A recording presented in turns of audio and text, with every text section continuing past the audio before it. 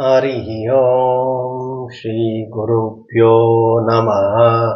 ಹರಿಃ ಓಂ. ಎಲ್ಲರಿಗೂ ನಮಸ್ಕಾರ.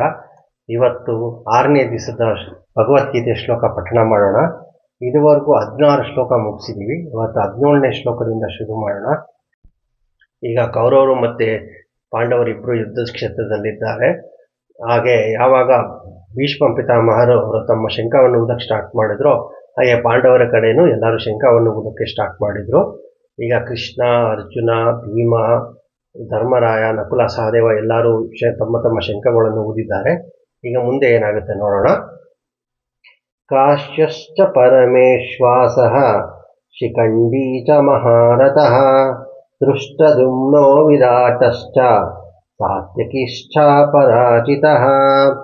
ಮಹಾಧ್ವನಿಯಾದ ಕಾಶಿರಾಜನು, ಮಹಾರಥನಾದ ಶಿಖಂಡಿಯು, ಹಾಗೆಯೇ ದೃಷ್ಟದ್ಯುಮ್ನನು, ವಿರಾಟರಾಜನು, ಸೋಲನ್ನೇ ಕಂಡಿರಿಯದ ಸಾತ್ಯಕಿಯು ತಮ್ಮ ತಮ್ಮ ಶಂಖವನ್ನು ಊದಿದರು. ಈಗ ಮತ್ತೆ ನೆಕ್ಸ್ಟ್ ಯಾರ್ಯಾರು ಹೋಗ್ತಾ ಇದ್ದಾರೆ ನೋಡಿ. ಮಹಾಧ್ವನಿಯಾದ ಕಾಶಿರಾಜನು, ಕಾಶಿರಾಜ ಅವನ ಹೆಸರು, ಅದೇ ಅವರು ಹೇಳಿದಾಗ ಕಾಶಿರಾಜನ ಹೆಸರು ಅನ್ನೋದು ಗೊತ್ತಿಲ್ಲ, ಬಟ್ ಕಾಶಿರಾಜ ಅಂತಲೇ ಕರೀತಾರೆ.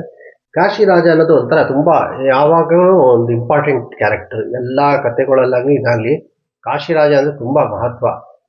ಹಾಗೆ ಕಾಶಿರಾಜ ಯುದ್ಧ ಮಾಡಿರೋದು ಅಷ್ಟು ನಾನೇನು ನೋಡಿಲ್ಲ. ಯೂಶ್ವಲಿ ಏನಾಗುತ್ತೆ, ಆ ರಾಜರು ಇಲ್ಲಿಂದ ಯುದ್ಧ ಮಾಡೋದು, ಅಲ್ಲಿಂದ ಯುದ್ಧ ಮಾಡಿದ್ರು ಅಂತ ಗೊತ್ತಾದ್ರೂ ಕಾಶಿರಾಜ ಅಥವಾ ಕಾಶಿನ ಅಟ್ಯಾಕ್ ಮಾಡೋದು ತುಂಬಾ ರೇರ್, ಅಥವಾ ಏನೋ ತುಂಬ ರೇರ್ ಇವೆಂಟ್ ಅದು ಆ್ಯಕ್ಚುಲಿ. ಈ ನಮ್ಮ ಮೊಘಲರು ಬಂದೇ ಹಾಳು ಮಾಡಿದ್ದು ಕಾಶಿನ, ಎಸ್ಪೆಷಲಿ ಔರಂಗಜೇಬು ಬಂದ್ಬಿಟ್ಟು ಪಾಪ ಕಾಶಿ ವಿಶ್ವನಾಥ ಟೆಂಪಲ್ನೇ ಹೊಡೆದಾಕ್ಬಿಟ್ಟ. ನನಗಂತೂ ಆ ವಿಷಯ ಗೊತ್ತೇ ಇರಲಿಲ್ಲ. ಸ್ಕೂಲಲ್ಲಿ ನೋಡಿ ಎಷ್ಟು ಅನ್ಯಾಯ ಮಾಡ್ತಾರೆ ಅಂದರೆ, ಹಿಸ್ಟ್ರಿ ಬುಕ್ಸಲ್ಲಿ ಏನಕ್ಕೇನೂ ಹೇಳ್ಕೊಡಲ್ಲ. ನಾನು ನಿಜವಾಗ್ಲೂ ನಾನು ಮೊದಲನೇ ಟೈಮು ಜೀವನದಲ್ಲಿ ನನಗೆ ಕಾಶಿ ವಿಶ್ವನಾಥ ಒರಿಜಿನಲ್ ಟೆಂಪಲ್ ಹಾಳಾಗಿದೆ ಅಂತ ಗೊತ್ತಾಗಿದ್ದೆ ನನಗೆ ಆವರಣ ಪುಸ್ತಕ ಓದಬೇಕಾದ್ರೆ SL ಭೈರಪ್ಪ ಅವರು. ನನಗಂತೂ ತುಂಬಾ ಶಾಕ್ ಆಗಿಬಿಟ್ಟಿತ್ತು ಅವಾಗ. ಹೌದಾ, ನಿಜವಾನ ನಮ್ಮದು ಕಾಶಿನಲ್ಲಿರೋ ವಿಶ್ವನಾಥ ಟೆಂಪಲ್ ಒರಿಜಿನಲ್ ಅಲ್ವಾ, ಮೊದಲಿದ್ದಲ್ವಾ, ಅದನ್ನು ಹೊಡೆದು ಹೋಗ್ಬಿಟ್ರಾ ಎಲ್ಲರೂ ಅಂತ ತುಂಬಾ ಶಾಕ್ ಆಗಿತ್ತು. ಬಟ್ ಈಗಿದೆ ನೋಡಿ ಎಜುಕೇಷನ್ ಸಿಚುವೇಶನ್. ಇರಲಿ, ಎನಿವೆ ಇವಾಗ ಮತ್ತೆ ಇದಕ್ಕೆ ವಾಪಸ್ ಬರೋಣ.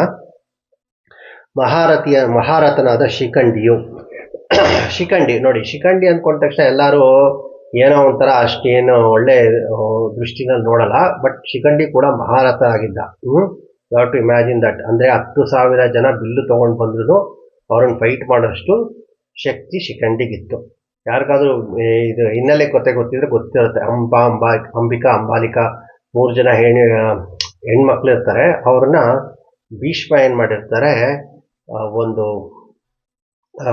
ಸ್ವಯಂವರದಲ್ಲಿ ಗೆದ್ಕೊಂಡು ಬಂದಿರ್ತಾರೆ. ಆ್ಯಕ್ಚುಲಿ ಅವ್ರಿಗೆ ಗೆದ್ಕೊಂಡ್ಬಂದಿರಲ್ಲ, ಯಾಕಂದರೆ ನಿಮಗೆಲ್ಲ ಗೊತ್ತಿರೋ ಹಂಗೆ ಅವರು ಒಂದು ಭೀಷ್ಮ ಪ್ರತಿಜ್ಞೆ ಮಾಡಿರ್ತಾರೆ. ಏನಂತಂದರೆ, ನಾನು ಮದುವೆನೂ ಆಗಲ್ಲ, ನನ್ನ ಮಕ್ಕಳನ್ನೂ ಮಾಡ್ಕೊಳ್ಳಲ್ಲ, ಜೊತೆಗೆ ನನಗೆ ಸಿಂಹಾಸನನೂ ಬೇಡ ಅಂತ. ಯಾಕಂದರೆ ಅದಿಲ್ಲ ಅಂದರೆ ಸಾತ್ಯಕಿ ಏನಿರ್ತಾಳೆ ಅಂದರೆ ಅವಳನ್ನ ಇದು ಅಂತ ಮತ್ಸ್ಯಗಂಧಿ ಅಂತಲೂ ಕರೀತಾರೆ. ಅವಳೇನು ಹೇಳ್ತಾಳೆ, ನಾನು ಶಾಂತನೂನ ಮದುವೆ ಆಗಲ್ಲ, ನನಗೆ ಈ ಕಂಡೀಷನ್ ಒಪ್ಕೊಳ್ಳಿಲ್ಲ ಅಂತ ಅವರಪ್ಪ ಕಂಡೀಷನ್ ಹಾಕ್ತಾನೆ. ಬಟ್ ಅವಳು she will agree to whatever his father says. So ಹಾಗಿರುತ್ತೆ ಸಿಚುವೇಶನು. ಅದಕ್ಕೆ ಅವನು ಸ್ಪೆಸಿಫೈ ಮಾಡಬೇಕು ಅಂತ ಹೇಳ್ಬಿಟ್ಟು ಅವನು ಪ್ರತಿಜ್ಞೆ ಮಾಡ್ಕೊಂಡಿರ್ತಾನೆ. ಸೊ ಅವನೇನು ಮಾಡ್ತಾನೆ, ತುಂಬ ವೀರ, ಭೀಷ್ಮ ಅಂದರೆ ತುಂಬ ವೀರರಿರ್ತಾರೆ ಅವರು. ಸಾಕ್ಷಾತ್ ಪರಶುರಾಮರಿಂದ ಅವರು ಎಲ್ಲ ಯುದ್ಧ ವಿದ್ಯೆಯನ್ನು ಕಲ್ತಿರ್ತಾರೆ. ಸೊ ಅಗೇನ್ ಡೈಗ್ರೆಸ್ ಆಗ್ತಾ ಇದ್ದೀನಿ, ಬಟ್ ಇನ್ಫಾರ್ಮೇಷನ್ ತಿಳ್ಕೊಡಿ.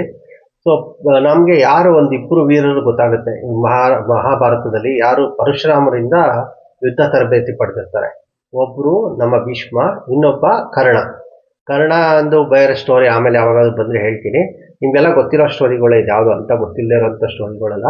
ಬಟ್ ಎನಿವೆ ಇವರಿಬ್ಬರೂ ಸಾಕ್ಷಾತ್ ಪರಶುರಾಮರಿಂದ ಯುದ್ಧಾಭ್ಯಾಸನ ಕಲ್ತಿರ್ತಾರೆ. ಸೊ ಭೀಷ್ಮರು ಏನಾಗಿರುತ್ತೆ, ಅವರ ತಮ್ಮಂದರು ಅಂದರೆ ಮಲತಾಯಿ ಮಕ್ಕಳಿಗೋಸ್ಕರ ಈ 3 ಜನ ಹೆಣ್ಮಕ್ಳನ್ನ ಸ್ವಯಂವರದಲ್ಲಿ ಗೆದ್ದು ಬಂದಿರ್ತಾರೆ.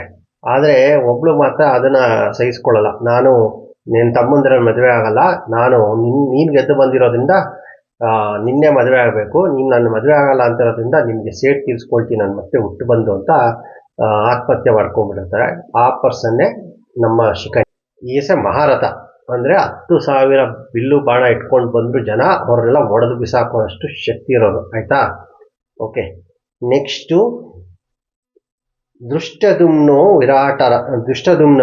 ವಿರಾಟರಾಜನು ಸೋಲನ್ನೇ ಕಂಡಿರದೆ ಸಾತ್ಯಕ್ಕೂ ತಮ್ಮ ತಮ್ಮ ಶಂಖವನ್ನು ಊದಿದರು. ಓಕೆ, ಈಗ ಮತ್ತೆ 3 ರಾಜರಿದ್ದಾರೆ.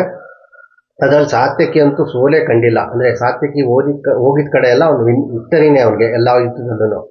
ಸೊ ಅವರು ಎಲ್ಲರೂ ತಮ್ಮ ತಮ್ಮ ಶಂಖವನ್ನು ಊದಿದರು. ನನಗೆ ಇನ್ನೊಂದು ಏನಂದ್ರೆ, ಸುಮ್ಮನೆ ಪರ್ಸನಲ್ ನೋಟ್ ಹೇಳ್ಬೇಕಾದ್ರೆ, ಈ ದೃಷ್ಟದ್ಯುಮ್ನ ಅಂತಿದೆಯಲ್ಲ ಹೆಸರು, ಅದು ತುಂಬಾ ಇಷ್ಟ ನನಗೆ. ಒಂಥರ ಎಷ್ಟು ಚೆನ್ನಾಗಿದೆ ಹೆಸರು ಒಂಥರ ಅನ್ನೋ ತರ. ದ್ರೌಪದೇಯಾಶ್ಚ ಸರ್ವಶಃ ಪೃಥಿವೀಪತೆ ಸೌಭದ್ರಶ್ಚ ಮಹಾಬಾಹು ಶಂಖಾನ್ ದದ್ಮು ಪೃಥಕ್ ಪೃಥಕ್. ಮಹಾರಾಜ ಧೃತರಾಷ್ಟ್ರ, ದ್ರುಪದ ರಾಜನು, ದ್ರೌಪದಿಯ 5 ಪುತ್ರರು, ಮಹಾಬಾಹುವಾದ ಅಭಿಮನ್ಯುವು ಎಲ್ಲರೂ ತಮ್ಮ ತಮ್ಮ ಶಂಖಗಳನ್ನು ಬೇರೆ ಬೇರೆಯಾಗಿ ಊದಿದರು. ಈಗ ನೆಕ್ಸ್ಟ್ ಲೈನ್ ಆಫ್ ಪೀಪಲ್ ಯಾರ್ಯಾರು ಅವರ ಶಂಖ ಊದ್ತಾ ಇದ್ದಾರೆ ಅಂತ. ಅದರಲ್ಲಿ ದ್ರುಪದ ರಾಜ ಓದ್ತಾ ಇದ್ದಾನೆ. ದ್ರುಪದ ರಾಜ ಅಂದ್ರೆ ದ್ರೌಪದಿಯ ಅಣ್ಣ ಅವನು. ಸೊ ಅವನು, ಆಮೇಲೆ ದ್ರೌಪದಿಯ 5 ಮಕ್ಕಳು.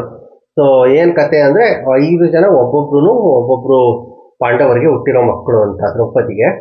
ಹಾಗೆ ಅಭಿಮನ್ಯು ಸುಭದ್ರೆಯ ಮಗ, ಸುಭದ್ರೆ ಮತ್ತೆ ಅರ್ಜುನನ ಮಗ. ಆದ್ರೆ ಇಲ್ಲಿ ಶ್ಲೋಕದಲ್ಲಿ ಹೇಗೆ ಹೇಳಿದ್ದಾರೆ ನೋಡಿ, ಸೌಭದ್ರಶ್ಚ ಅಂದ್ರೆ ಈ ನಾವು ಹಿಂದಿನ ಕಾಲದಲ್ಲಿ ಏನ್ ನೋಡ್ಬೋದು ಅಂದ್ರೆ, ಇಷ್ಟೊಂದು ಸತಿ ಯಾರನ್ನಾದ್ರೂ ಅಡ್ರೆಸ್ ಮಾಡಬೇಕು ಅಂದ್ರೆ ಅವರ ತಾಯಿಯ ಹೆಸರಿಂದ ಹಿಡಿದು ಅಡ್ರೆಸ್ ಮಾಡೋದು, ಆಯ್ತಾ. ಇವಾಗ ನಮ್ಮ ಆಂಜನೇಯ ಇರ್ಬೋದು, ಅಂಜನಿ ಪುತ್ರ ಅಂತ ಹೇಳ್ತೀವಿ. ಹಾಗೆ ಸೌಭದ್ರಶ್ಚ ಅಂದ್ರೆ ಸುಭದ್ರೆಯ ಮಗ. ಈ ತರನೇ ಎಲ್ಲ ಇದು ಬರುತ್ತೆ, ಏನಂತಾರೆ, ಅಂದ್ರೆ ತಾಯಿಯ ಅಡ್ರೆಸ್ ಮಾಡಿಕೊಂಡು ಮಕ್ಕಳನ್ನ ಕರೀತಾರೆ, ತಮ್ಮ ಮಗನ್ನ, ಆಯ್ತಾ. ಸೊ ಮಹಾಭಾವದ ಅಭಿಮನ್ಯು ಎಲ್ಲರೂ ತಮ್ಮ ತಮ್ಮ ಶಂಖಗಳನ್ನು ಬೇರೆ ಬೇರೆಯಾಗಿ ಊದಿದರು. ಸೊ ಇವಾಗ ಇಷ್ಟೊಂದು ಜನ ಊದ್ತಾ ಇದ್ದಾರೆ. ಸೊ ನೀವೇ ಲೆಕ್ಕ ಹಾಕ್ಕೊಳ್ಳಿ ಎಷ್ಟು ಜನ ಊದ್ತಾ ಇದ್ದಾರೆ ಅಂತ. ಸಘೋಷೋ ಧಾರ್ತರಾಷ್ಟ್ರಾಣ ಹೃದಯಾನಿ ವ್ಯಧಾರಯತ್ ನಭಶ್ಚ ಪೃಥಿವೀಂ ಚೈವ ತುಮುಲೋ ವ್ಯನುನಾದಯನ್. ಭೂಮ್ಯಾಕಾಶಗಳನ್ನು ಭೇದಿಸಿ ಪ್ರತಿಧ್ವನಿಸಿದ ತೀವ್ರವಾದ ಆ ಶಂಖಾಘೋಷವು ಕೌರವರ ಎದೆಗಳನ್ನು ಸೀಳಿಬಿಟ್ಟಿತು. ನಾನು ಮೊದಲೇ ಹೇಳಿದ್ದೆ ಏನಾಗುತ್ತೆ ಅಂತ, ಅಷ್ಟು ಒಂಥರ ಫುಲ್ ಎಲೆಕ್ಟ್ರಿಫೈಂಗ್ ಎನ್ವಿರಾನ್ಮೆಂಟ್ ಇರುತ್ತೆ, ಎಲ್ಲರೂ ಶಂಖಗಳು ಊದ್ತಾ ಇರ್ತಾರೆ ಅಂತ. ಬಟ್ ಇವ್ರ ಕಡೆ ಕೌರವರು ಊದಿದ್ಮೇಲೆ ಈ ಪಾಂಡವರು ಸ್ಟಾರ್ಟ್ ಮಾಡಿದ್ರಲ್ಲ, ಈ ಪಾಂಡವರು ಊದೋ ಎಷ್ಟು ಪವರ್ಫುಲ್ ಆಗಿತ್ತು ಅಂದ್ರೆ, ನಾನು ಹೇಳ್ದಂಗೆ ಪೌಂಡ್ರ ಇದೆ ಭೀಮಂದು, ತುಂಬಾ ದೊಡ್ಡವಾದ ಶಂಖ ಅದೇನೆ. ಸೊ ಅವರು ಎಲ್ಲರೂ ಊದಿದ್ ನೋಡಿ ಕೌರವರ ಎದೆಗಳು ಸೀಳು ಬಿಡ್ತಂತೆ. ಅಂದ್ರೆ ಅಷ್ಟು ಭಯ ನಡ್ಕೊಂಡ್ಬಿಡುತ್ತೆ. ಯಪ್ಪ, ಇಷ್ಟೊಂದು ಜೋರಾಗಿ ಶಂಖ ಊದ್ತಾ ಇದ್ದಾರೆ, ನಮ್ ಕತೆ ಮುಗೀತು, ಇನ್ನು ನಾವೇನ್ ವಿನ್ ಆಗಲ್ಲ ಬಿಡಿ ಅನ್ನೋ ಲೆವೆಲ್ಗೆ ಅಷ್ಟು ಎದ್ಕೊಂಡ್ಬಿಟ್ಟಿದ್ದಾರೆ ಪೂರ್ತಿ ಎಲ್ಲಾರು. ನೆಕ್ಸ್ಟ್, ಅತ ವ್ಯವಸ್ಥಿತಾನ್ ದೃಷ್ಟ್ವಾ ಧಾರ್ತರಾಷ್ಟ್ರಾನ್ ಕಪಿಧ್ವಜಃ ಪ್ರವೃತ್ತೆ ಶಸ್ತ್ರ ಸಂಪಾತೆ ಧನುರುದ್ಯಮ ಪಾಂಡವಃ. ಇಷ್ಟಾದ ಮೇಲೆ ಇನ್ನೇನು ಶಸ್ತ್ರ ಪ್ರಹಾರವಾಗುವ ಸಮಯ. ಆಗ ಸನ್ನದ್ಧರಾಗಿ ನಿಂತಿದ್ದ ಕೌರವರನ್ನು ಕಂಡು ಕಪಿಧ್ವಜನಾದ ಅರ್ಜುನನು ಗಾಂಡೀವ ಧನಸ್ಸನ್ನೆತ್ತಿ ಹಿಡಿದು ಋಷಿಕೇಶಂ ತದಾ ವಾಕ್ಯಂ ವಿಧಾಮಾಹ ಮಹೀಪತೆ. ಅರ್ಜುನ ಉವಾಚ ಸೇನೆಯೋರುಭಯೋರ್ಮಧ್ಯೆ ರಥಂ ಸ್ಥಾಪಯ ಮೇಚ್ಯುತ. ಬೇಸಿಕ್ಲಿ ಏನಾಗಿದೆ ಅಂದ್ರೆ, ಇಷ್ಟೆಲ್ಲ ಆಗ್ತಾ ಇರೋದನ್ನ ನೋಡಿ ಅರ್ಜುನ ಏನ್ ಮಾಡ್ತಾನೆ, ತನ್ನ ಗಾಂಡೀವನ ಕೈಯಲ್ಲಿ ಇಟ್ಕೊಳ್ತಾನೆ. ಗಾಂಡೀವ ಅಂದ್ರೆ ಅವನ ಬಿಲ್ಲಿತ್ತಲ್ಲ, ಆ ಬಿಲ್ಲಿನ ಹೆಸರು ಗಾಂಡೀವ ಅಂತ. ಸೊ ಅದು